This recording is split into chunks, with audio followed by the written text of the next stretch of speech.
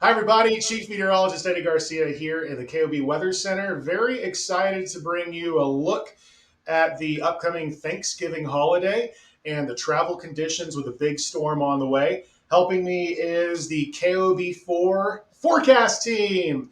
So we have Hey, what's Brandon up? Hey, Richards and introducing meteorologist Alan Shoemaker. Welcome to the team, Alan. Yay! hey. I came in Alan, just tell in me about time. yourself. Where are you from? From planet Earth. How about you? Yeah. No, Well, that's I'm up for originally debate. Maryland. Originally born in Maryland, but I've lived in Pennsylvania and Mississippi, Wisconsin, Texas for a while, and now I'm in New Mexico. But the funny thing is, this is my. Before I even started here, I've been in this station like 3 or 4 times, so they eventually hired me, I guess. Okay, cool. Yeah. Welcome to the team, Alan and Brandon, of course. You are our weekend meteorologist on the evenings. Yeah, I am. I'm been doing this about a year. I said I've been doing this. I've been here about a year and 7 months now. So it's been a joy. It's been a ride, and we got some active weather on the way, don't we, Eddie? Yeah, we do. Top of mind, of course, is the biggest travel day of the year, or really travel week. And let's get right to business. First of all, Brandon, I'm going to ask you about your latest look at what we're expecting with this storm. I have Futurecast turned on right here. So walk us through it, through basically what's going to be happening starting Friday. Yeah, so we're going to be at least dry through most of Thanksgiving and most of our Friday as well. It's really going to be as we get toward late Friday evening after sunset. And as you see there, that's kind of a snapshot of what we're predicting as we get toward the latter part of our Friday. So most of your Friday is going to be fine unless you're in the Four Corners. We could start there around noon. And as you see there on our map, it begins to move in Friday evening. It starts with snow in the San Juan Mountains, and then it kind of spreads toward the south and east. And we're talking a pretty good bit of snow here. The Sangre de Cristo Mountains, the Tusis Mountains, most of the North Mountains are going to get some really good snow that continues to push toward the southeast. And then the metro here in Albuquerque, and as well as the Santa Fe metro, begins to get in its activity as we get through Friday overnight into our Saturday morning. And some of this could be pretty heavy at times, especially for the northeastern part of the state. All right, so let's kind of go into the evolution of how this storm has been unfolding. Throughout the week and really for the past week, we've been talking about we do know that a storm's coming to northern New Mexico, but really we're looking at metro impacts in regard to Albuquerque and Santa Fe, right? Yes, it's really going to depend on the temperatures we've been looking at. Mhm. So, air temperatures are going to be cooling down pretty significantly by the time we're talking Friday night into our Saturday morning. Really, when the onset of this precip is beginning, I think we'll be fine roadway wise. It's going to be as we get closer to the overnight hours into our Saturday morning, temperatures will drop. That'll cause roadways like I 25 in the northeastern part of the state, basically anywhere between Santa Fe and the Colorado border. It's going to be pretty slippery. We don't want to forget about our mountain highways, our U.S. highways through there, and also I 40 East. We're talking the East Mountains, Clines Corners, Santa Rosa to Tucumcari. As the temperatures continue to drop with this precip falling as we get toward our Saturday morning, slick travel is likely Yeah. on those highways. Let me get with Alan here. Alan, you just put together a travel impact map, and we're going to go ahead and show that right now. What are you looking at for the biggest concerns? Yeah, I mean, especially the higher elevations, like we were just talking about up north, going if you're taking any of those mountain roads. But Raton Pass is like 7,800 feet, and so I mean that's in a range there where we could see several inches of snow, maybe in that 6 to 12 range up there once you get above 7,500 feet total with this. So the main impacts you got snow, and also could be a bit of blowing snow as there's a cold front moving in. We got a pressure gradient, so some of those winds may whip up the snow a bit, and we're worried about snow-packed roads. So I mean, that's where the roads are just going to be snow covered. And you have to worry about when you're driving that you can't see the lines and the markers on the road. So makes travel a little more treacherous. And again, that's mainly in the overnight hours. The overnight hours, Friday night going into Saturday morning, we put it maybe until noon to 2 p.m. or so for the worst time period for travel on those interstates and U.S. highways you see, and especially northern Mexico, but also east and west going through the mountains on I-40 toward the Texas line could be a little treacherous too, especially Saturday morning. Yeah, and this is the newest update that we have. It looks like the evolution. The runs have been going backwards and forwards on whether we're going to receive that metro accumulation. Usually, we can bank on the East Mountains with this sort of situation, but also in regard to travel. It goes beyond just New Mexico. Brandon, I know that earlier this week you talked about regional considerations.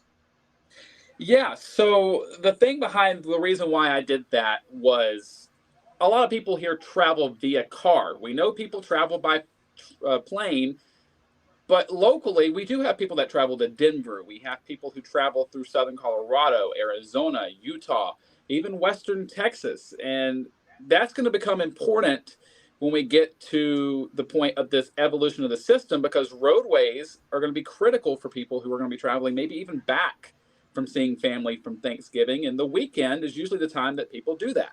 Yeah. So let's take a look at what you did and sort of what people can expect here. Yeah, so what happened was is I talked about travel conditions Hey, there here. you are. Of course, yeah. through Friday morning we're going to be fine. And so the reason why I kind of did this travel future casting again was because of the people who are driving. Thanksgiving Day looking at least pretty good, except for maybe the northern part of the Rockies. Denver's going to be unfolding as we get toward tomorrow afternoon for the beginning of this system, as I'm pointing out here. Now, Salt Lake City, you might have a few delays if you know anybody that's traveling in from there. We advance this through Friday and Saturday. Yeah, this is going to be coming into New Mexico as we get toward our Friday night, Saturday morning. That's when travel conditions are looking the worst, especially after sunset Friday in through our Saturday, at least through mid-morning. And that's when most people will be traveling, maybe even back. Now, I think by Sunday, Eddie, as we look here at Travel Futurecast, as I'm pointing out, we can maybe have a few leftover flurries for the Metro Friday, or at least Sunday morning, I should say. Yeah. But at least travel conditions look to improve just a little bit for most of the Southwest area as we get into our Sunday. Sure. And, a part of that is, we have the storm coming in Friday night, Saturday morning, Sunday. Cold air is also going to be a factor with that, Alan. We've been seeing the models saying that it's going to get cold pretty quick with this system. Yeah, especially the northern and northeastern parts of New Mexico. That cold air is kind of coming down from the north and northeast, and some of the models have been saying that kind of that boundary of cold air pushes over into Albuquerque for part of the time there, and the Santa Fe areas of Friday night, Saturday to help lower those snow levels. So, yeah, a definite cool down, and then kind of staying cold. I know we've had a lot of days in the 50s and 60s. Seems like a lot of November, but now this is transitioning into maybe more like staying in the 40s for highs in most areas later in the weekend. And this sort of feeds into the bigger story of what we've been talking about all season. There's a lot of hype out there about El Nino. And of course, for everyone out there, El Nino in general, it means that we're going to be, a little bit wetter in regards to precip here in New Mexico, but also that goes for mountain snowpack. Alan, I'm going to go ahead and show what you did a little bit earlier this week, as far as this thing called Super El Nino. I loved it when you did that, by the way. When we show this here in a little bit, just how cool it is, how you did that. Yeah, all right. So we're going to take a look. You can't hear my voice, right? I have to talk about it. Yeah, and I think I can unmute it. Let's see here. Well, I'm not sure if the audio is going across, Alan, but just sort of talk me to what you're explaining here. Nino in general, we look toward that area right there, the tropical Pacific, Eastern Pacific, off the coast of South America for the water temperature. So if those areas average half a degree Celsius warmer than normal, warmer than the long-term average, it's El Nino. If it's 1.5 degrees, they consider it strong El Nino. But some people say if it's way up there, around 2 degrees Celsius or warmer, that's a super El Nino. And that's only happened about 4 times since 1950. So I put the last 3 on here since the 80s. And what they usually mean, El Nino in general usually means wetter than usual conditions in the winter. But the super El Nino doesn't necessarily mean super wet. But you can see the winter 1982 to going into 83 did have most of the state wetter than normal by an inch or two of liquid. As if you melt all the snow down to, into a liquid. Yeah. And then 97 to 90, 8, still fairly wet. The last one wasn't wet, but it wasn't dry. It stayed within roughly an inch plus or minus of average. So it was, it was fairly normal. But like I said, or like we were saying earlier, El Nino in general means wetter than normal conditions, and most of the super El Ninos also kind of follow that trend. Sure. And Yeah. that's what We as meteorologists in general, we don't want to oversell something in regard to what's coming, but I mean, at least it's moving in an encouraging direction with that El Nino story. Also, something that I think that the viewers should know about you, Alan, is you're pretty creative here. Whoa, what's going on with this?